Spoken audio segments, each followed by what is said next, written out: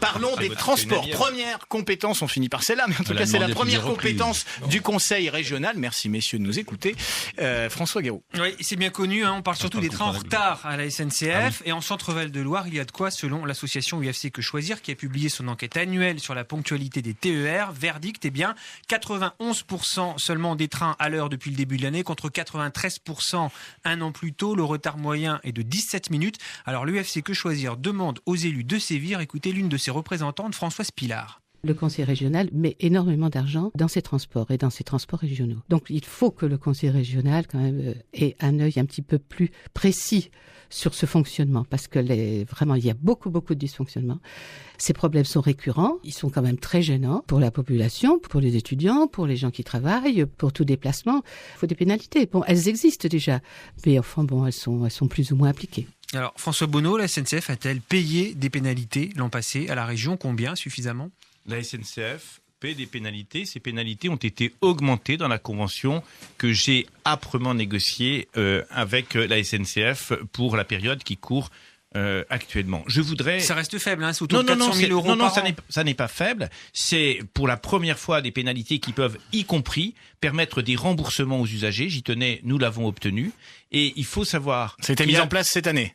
L'an passé. Il y a eu des remboursements depuis le début de l'année ou pas? Bien évidemment. Il faut savoir que un certain nombre de retards sont liés à des défauts de maintenance. Et j'exige de la SNCF qu'il y ait une maintenance préventive. Nous y veillons. C'est pourquoi nous avons modifié notre convention. Deuxième aspect, un certain nombre de retards sont liés à l'état des lignes.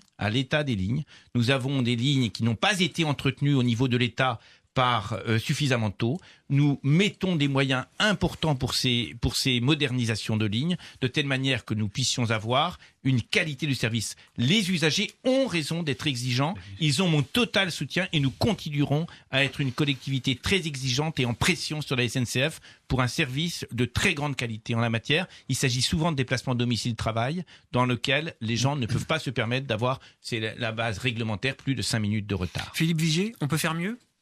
On doit faire mieux. Et il y a un niveau d'insatisfaction très important, en particulier Paris-Orléans, qui est une ligne où il y a beaucoup de retard, qui faisait d'ailleurs partie des 11 lignes les plus malades. La convention, je la renégocierai. Elle est insatisfaisante. J'ai participé pendant 19 ans à la commission d'infrastructure et des transports à la région, donc je connais un petit peu cette convention. Il faut aller plus loin. C'est une exigence. Mais je sais, mais je l'ai relu. En face du micro, mais vous ne l'avez, elle est améliorée, mais en face pour du micro, moi, monsieur Bonneau. je vous ai écouté. Donc laissez-moi parler. Vous l'avez mal négociée. Je la renégocierai.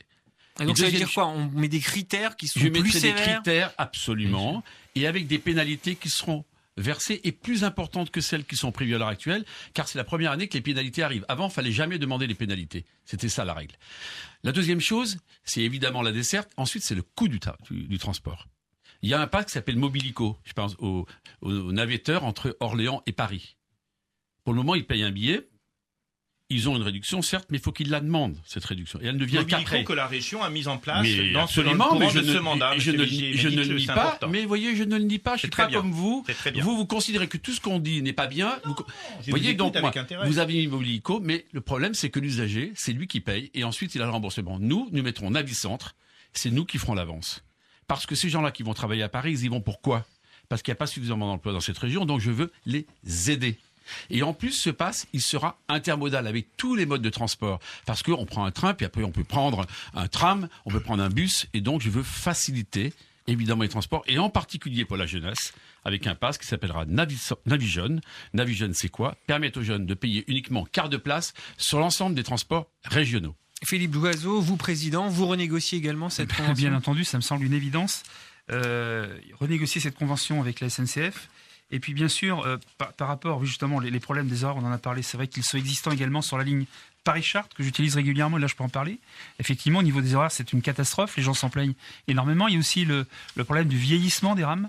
Sur cette ligne-là, en tout cas, ça devient un sérieux problème. Et effectivement, il faut faciliter ces transports.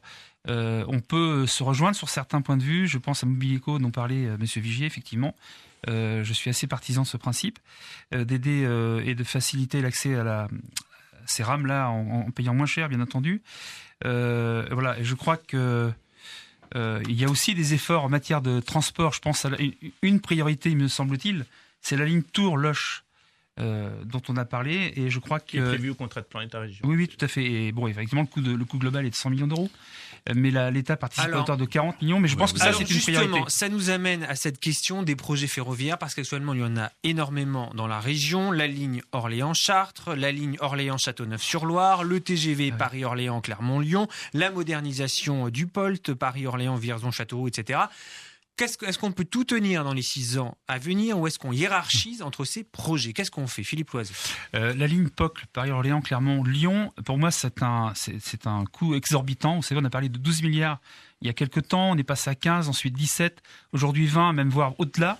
Donc c'est un projet, à mon avis, qui n'aboutira pas, d'autant plus que cette ligne-là ne passera pas à Clermont-Ferrand, elle passera à 60 km. Donc moi, je pense qu'il est préférable de moderniser, de sécuriser la ligne POLT, Paris-Orléans-Toulouse, de manière à... Parce que le coût sera moindre, tout simplement, et puis aussi de sécuriser cette ligne, d'augmenter les dessertes également, pourquoi pas. Ça me paraît être des priorités. Quant à l'axe Chartres-Orléans, dont tout le monde parle depuis très longtemps aujourd'hui, nous étions plutôt opposés parce que la préférence était plutôt pour l'axe à 2 fois 2 voies Chartres-Orléans. Ça traîne aussi. Il y a que il y a des petits morceaux de fait, c'est insuffisant et ça coûte effectivement très cher. Mais pour ce qui est donc de la ligne ferroviaire Chartres-Orléans, je pense qu'il vaut mieux arrêter les frais à Voves. Bien sûr qu'il y aura, on le sait bien, peu d'usagers pour aller à Orléans de Paris à Chartres. Ça peut servir effectivement aux étudiants, mais je pense que les étudiants, si on va jusqu'à Voves, pourront très bien prendre la ligne Voves-Tours pour faire leurs études, par exemple.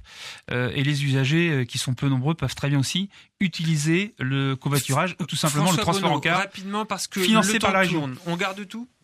Alors, s'agissant de Paris-Orléans, Clermont-Lyon, c'est un aménagement national et international.